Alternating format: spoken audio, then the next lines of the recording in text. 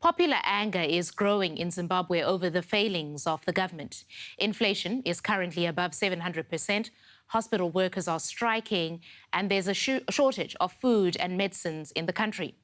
The human rights situation is also deteriorating. Amnesty International says the brutal assault on political activists and human rights defenders who have had the courage to call out alleged corruption and demand accountability from their government is intensifying.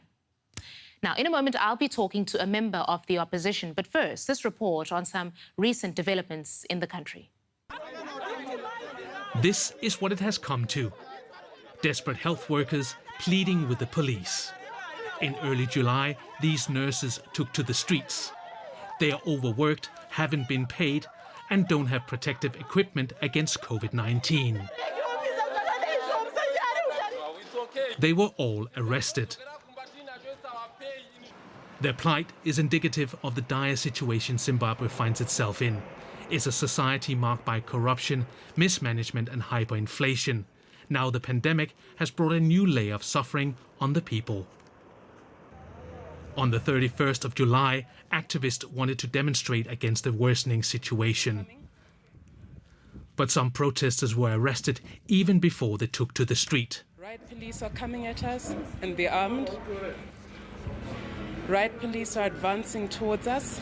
One of them, politician Fadzayi Mahere of the opposition MDC Alliance, filmed as riot police moved in, streamed her arrest live on social media. Another person targeted was the award-winning writer Zimbabwe. She was detained and jailed after staging her own small protests. She's now out on bail and accuses the president of holding the people hostage. It's like the people of Zimbabwe are in a chokehold. Trying to change Zimbabwe for the better is going to be a long engagement, and we have to strategize. Tensions have been rising in the country in the last few months as the economy implodes. A defiant president blames rogue elements and outside forces. The bad apples that have attempted to divide our people and to weaken our systems will be flushed out. Despite such threats, it's unclear if Mnangagwa will be able to keep the upper hand. I'm now joined by Fadzayi Mahere in Harare. She is the lawyer who was picked up by riot police in the report we just aired. Fadzayi is also the spokesperson for Zimbabwe's main opposition party, the MDC. Welcome to DW News Africa. Fadzayi, you were arrested last week. What is the status of your case? Currently, we've been released on bail, and we are scheduled to return to court on the 18th of September.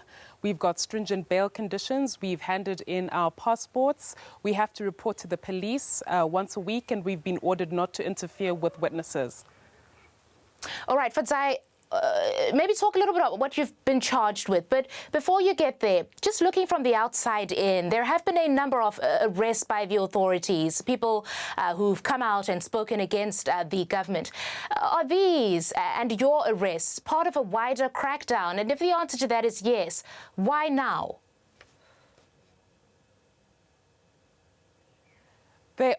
These arrests are part of a wider clampdown. As you're aware, the opposition has continuously complained about the shrinking democratic space in Zimbabwe. We've seen a series of abductions. We saw the abduction, torture and sexual assault of the MDC trio. Every single day there are reports of abductions of, anti-government critics. We saw the arrest and detention of journalist Hopewell Chingono. We saw the arrest and detention of Jacob Ngari Vume, who's also a political activist who called for the planned protests of the 31st of July.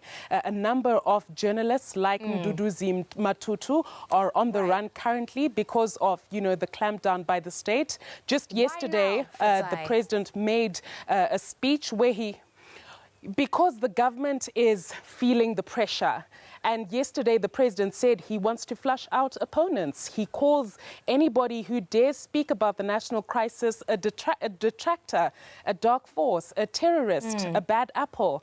The government has no solution whatsoever to the national crisis. We know that we've got a public health crisis, a hunger crisis, an economic crisis, and they're running short of solutions. So I think it's the pressure that they feel because they've got no answer.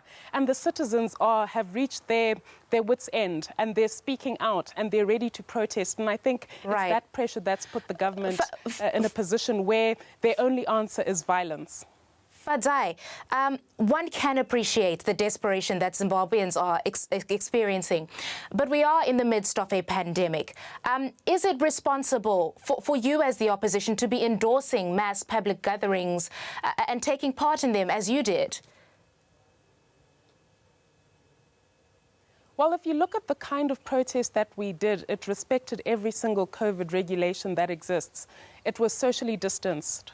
Everybody was wearing a mask. We were carrying sanitizer. And if you look at the substance of the protest, the cause for it, it's exactly the public health crisis that we're facing, the corruption that underpinned the COVID-19 supplies. It's the very pandemic and the manner in which it's been mismanaged by the government that's causing us to protest. The fact that the public health system is on its knees. The fact that the government is doing precious nothing to provide safety nets for the informal sector that's hungry in the midst of this COVID-19 pandemic. The fact that the government is doing nothing to address the concerns of the striking nurses, the striking doctors. The fact that instead of addressing the public health crisis like other responsible governments, the government is using this as an excuse to clamp down, and use this to impose a de facto state of emergency. That's the very reason why citizens are protesting. So it's absolutely responsible for the opposition to protest in the midst of this global pandemic. Fadzayi, the government we would be in Zimbabwe, falling short of our responsibility if we did anything else. Granted, the government in Zimbabwe has consistently accused the opposition of being funded by Western powers. They say it's to destabilize your country. Does your party get any funding from outside donors? Absolutely not. I mean, we've been running a consistent campaign where we've been crowdsourcing from Zimbabweans. That's where we get our money from. Our political party is the MDC Alliance. Our political power comes from the people. We had a court order which said that the money from the government grant should have come to us. That court order was completely disregarded by the government and Madam Kupe. And so we've been crowdsourcing from Zimbabwean citizens at home and abroad. We're not Western funded at all. That's a complete fallacy. It's a complete untruth. We must end it there. That is Fadzayi Mahere. It's propaganda, lawyer, and there's no substance. Thank you. All right, Fadzayi Mahere in Harare, thank you.